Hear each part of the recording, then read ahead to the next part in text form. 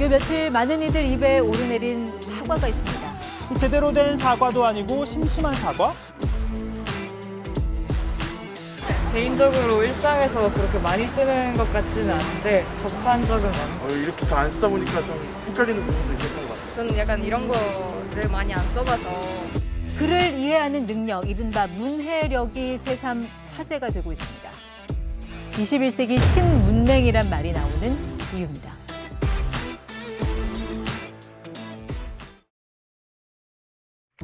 심심한 사과의 말씀을 드립니다. 여기서 심심한이란 마음의 정도가 매우 깊고 간절하다 라는 뜻입니다. 최근 일부 누리꾼들이 이를 지루하고 재미없다 라는 의미로 해석하여 화제가 되었습니다. 대학생 혹은 청년층에 대한 이제 논란 자체는 좀 이전부터 저는 되었다고 이렇게 보이고요. 사실 한 1년 정도 검색 날짜를 돌려보아도 그와 관련된 기사들은 덜어 나오는 것을 이렇게 확인할 수 있습니다. 이런 논란을 이제 보고 가장 먼저 들었던 생각은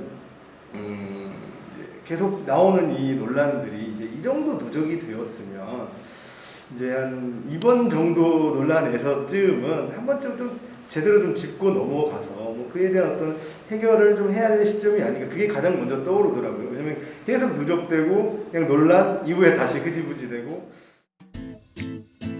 세계 문해의 날에 발표된 교육부 자료에 의하면 대한민국의 실질 문맹률은 고작 8.7%에 불과합니다.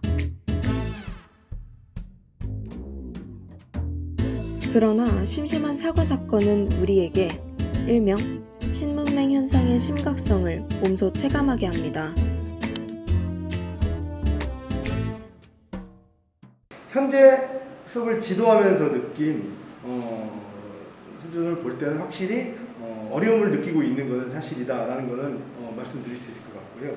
그 중에서도 우리 수업 내용을 통해서 좀 말씀을 드리자면 이제 이전에 우리 작년까지만 해도 글쓰기 이제 교과의 내용이 이제 보고서 하나를 좀 집중해서 쓰는 것, 그리고 이제 약간의 작은 과제로 에세이 이렇게 두 개가 있었거든요.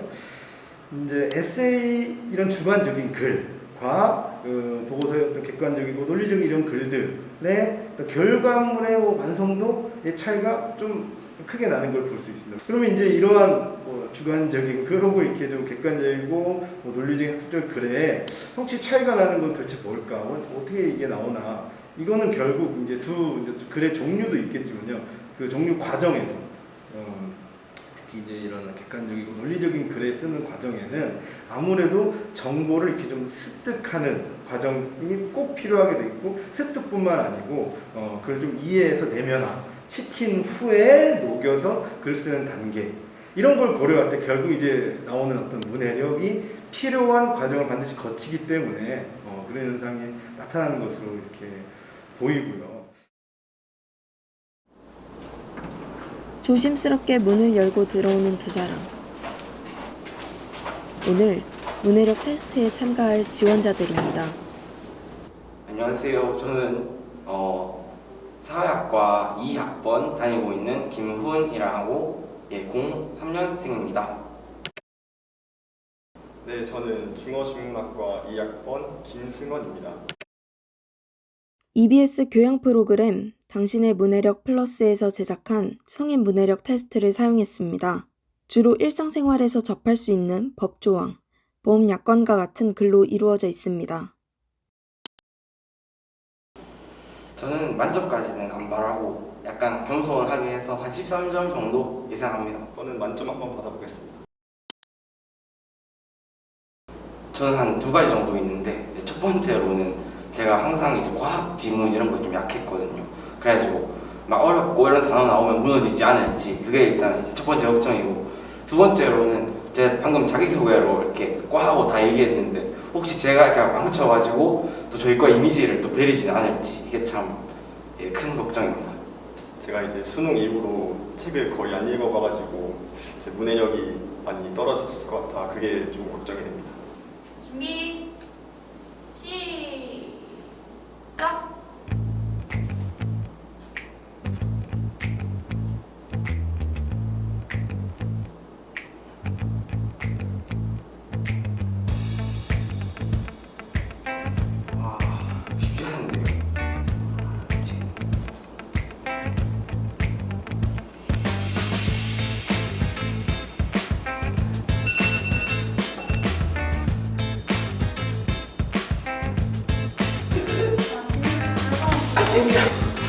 제가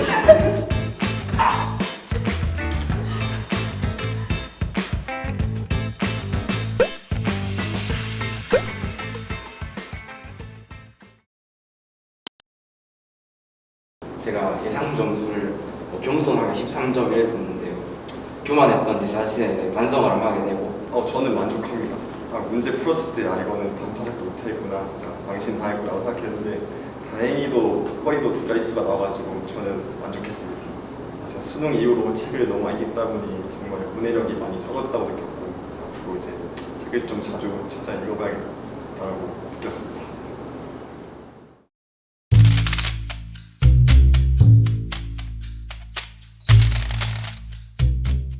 제가 약간 법조항 같은 걸 읽을 때 이게 어떤 의미인지 이해가 안 됐던 경험은 있었던 것 같습니다.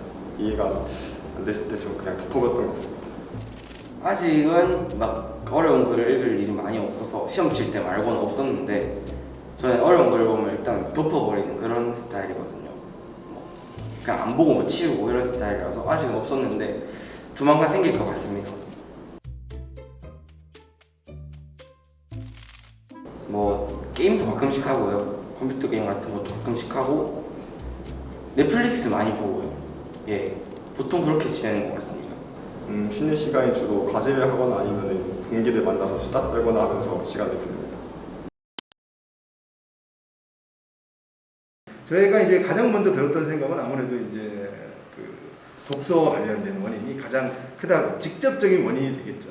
독서량, 독서의 계기, 독서 환경 이런 것에 다 영향을 받아서 결국은 독서가 어떻게 보면 양이 조금 줄어들기 때문인 것으로 보이는데요.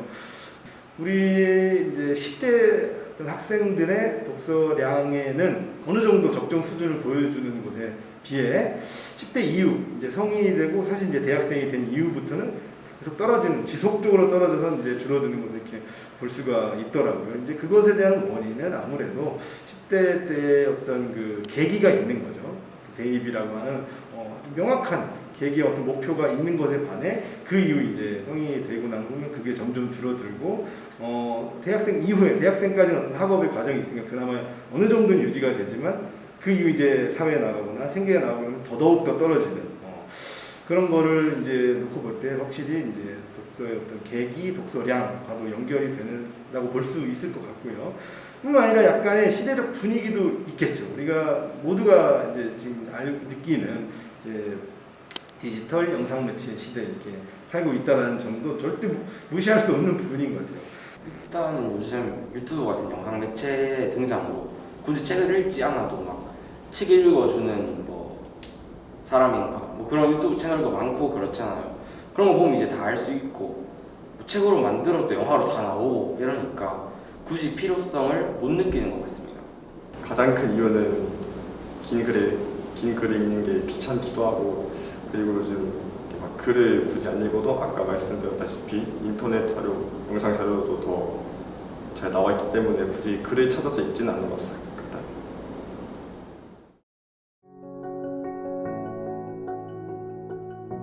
손가락으로 클릭만 하면 정보가 쏟아져 나오는 세상. 이런 세상에서 우리는 진실과 거짓이 뒤섞인 정보에 무방비하게 노출됩니다. 오늘날 문해력은 더 이상 단순히 텍스트를 읽고 이해하는 능력에 그치지 않습니다. 어떤 형태의 글을 읽든 스스로 판단할 수 있어야 합니다. 그렇다면 우리는 어떻게 문해력을 기를 수 있을까요? 좋아요. 책을 뭐 단순히 많이 읽는다. 이것도 좋은데 조금 더 전문적인 서적을 읽는 게 좀 중요하다. 또 하나 이제 당연히 또 들어가는 문해력과 관련돼서 절대 이제 놓고 얘기하지 않을 수 없는 게 이제 한자 교육 문제인 것 같습니다.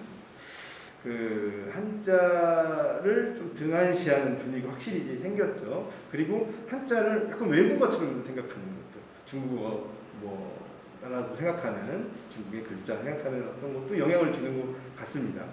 거기서 나온 어떤 문제, 부작용이 바로 문해력이 이제 되는 것이라고 이제 얘기를 할 수 있겠습니다. 그래서 한자에 대한 교육, 혹은 한자에 대한 인식도 이번 이 논란과 다르지 않다. 딱 보면 그 심심한 사과 이거 결국 한자잖아요. 더더욱 그렇게 되고 금요일, 금일도 역시 또 한자에 대한 어떤 이해력 부족, 연결되는 이제 부분이라고 생각이 듭니다. 정보는 맥락과 상황 속에서 이해가 이루어져야 합니다. 하지만 영상을 통해 단편적으로 정보를 받아들이는 것에 익숙해진 사람들은 눈앞에 놓인 정보가 진실인지 거짓인지 의심조차 하지 않게 됩니다. 단순히 텍스트를 읽는 것을 넘어서서 정보의 진위 여부를 의심하고 결국 진실에 가까워지는 것. 문해력의 힘은 바로 여기에 있습니다.